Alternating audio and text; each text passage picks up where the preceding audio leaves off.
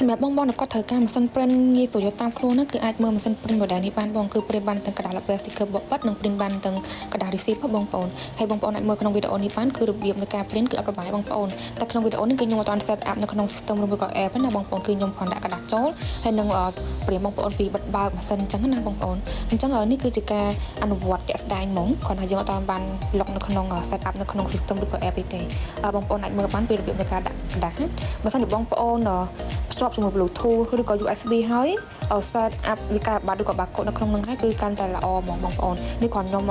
demo ជូនបងប្អូនអញ្ចឹងហើយម៉ាស៊ីន print នេះបងប្អូនគឺវា support ទាំង USB ទាំង Bluetooth ហើយល្បឿន print នេះគឺរហូតដល់ 70 mm ក្នុងវិនាទីហើយ print បានទាំង barcode ទាំង QR code ហើយទំហំក្តារចាប់ពី 20 mm រហូតដល់ 76 mm អញ្ចឹង size ក្នុងក្តារហ្នឹងបងអាចយកចន្លោះប៉ុន្មានក៏បានដែរអត្ថប្រយោជន៍វាគឺមានច្រើនណាស់បងប្អូនគឺតូចងាយស្រួលយកតាមខ្លួនហើយអត់ចាំបាច់ប្រើទឹកថ្នាំទេហើយអាចប្រើជាមួយនឹង